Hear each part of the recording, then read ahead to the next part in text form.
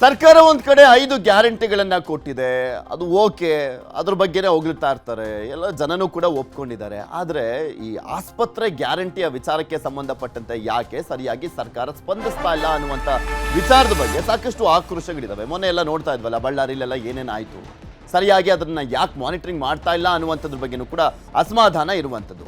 ಹಾಗೆ ಇನ್ನೂ ಸಾಕಷ್ಟು ಕಡೆ ತೋರಿಸ್ತಾ ಇದ್ವಿ. ದಾವಣಗೆರೆ ಜಿಲ್ಲೆಯಲ್ಲೂ ಕೂಡ ಆಸ್ಪತ್ರೆ ರೆಡಿ ಆಗಿದ್ರು ಕೂಡ 2 ಬಾರಿ ಉದ್ಘಾಟನೆ ಆಗಿದ್ರು ಕೂಡ ಅಲ್ಲಿ ಸಿಬ್ಬಂದಿ ನೇಮಸಕ್ಕೆ ಯೋಗ್ಯತೆ ಇಲ್ಲ ಅಂತ.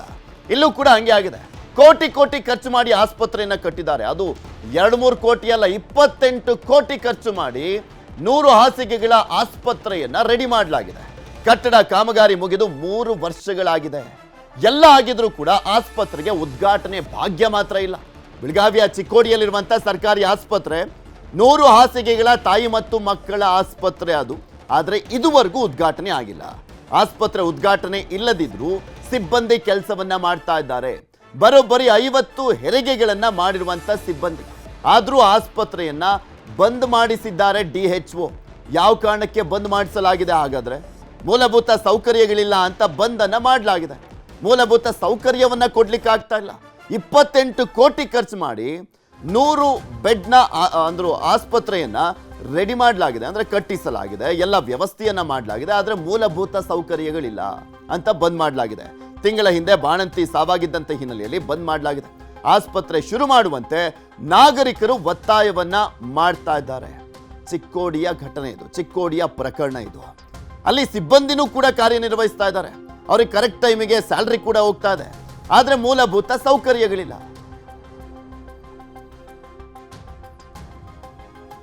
3 ವರ್ಷದ ಹಿಂದೆ ತಾಯಿ ಮಕ್ಕಳ ಆಸ್ಪತ್ರೆ ಚಿಕ್ಕೋಡಿ ಒಳಗೆ 28 ಕೋಟಿಗಿಂತ ಹೆಚ್ಚು ಅನುದಾನ ತಂದು ಖರ್ಚು ಮಾಡಿ ಇಲ್ಲಿ ಶಾಸಕರು ಮತ್ತು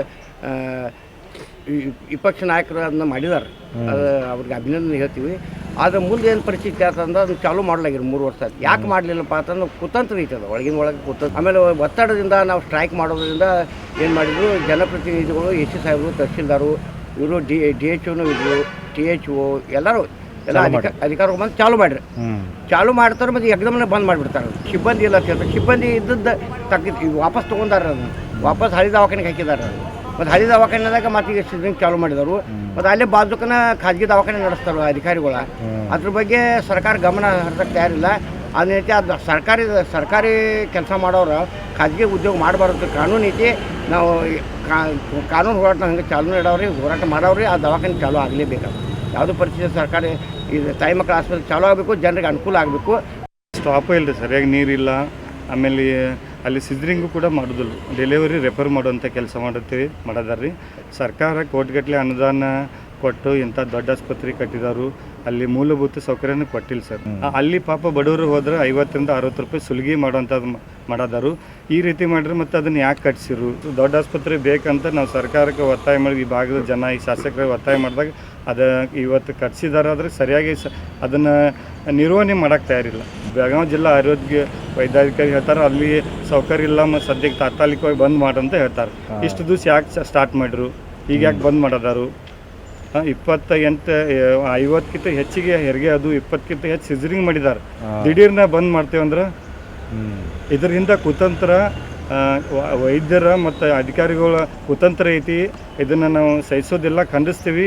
ಸರಿಯಾಗಿ ಭೂಲ್ ಡಾಕ್ಟ್ರ್ ಇಲ್ಲ, ನೀವು ಇಲ್ಲಿಂದ ಹೋಗ್ರಿ, ನಾವು ಇಲ್ಲಿ ಮಾಡೋದಿಲ್ಲ ಅಂತ ಹೇಳ್ತಾರೆ ಸರ್. ತಕ್ಷಣ ಇಲ್ಲಿ ಮೇಲಾಧಿಕಾರಿಗಳು ಸರ್ಕಾರ ಹಾಸ್ಪಿಟಲ್ಗೆ ಭೇಟಿ ನೀಡಿ ಏನು ಸೌಕರ್ಯ ಇಲ್ಲಿ ಇಲ್ಲ ಅದನ್ನು ಕೊಟ್ಟು ಅದನ್ನು ತಿರ್ಗಾ ಸ್ಟಾರ್ಟ್ ಮಾಡುವಂಥ ಕೆಲಸ ಆಗಬೇಕಂತ ಸರ್ಕಾರಕ್ಕೆ ನಾವು ಒತ್ತಾಯವನ್ನು ಮಾಡ್ತೀವಿ.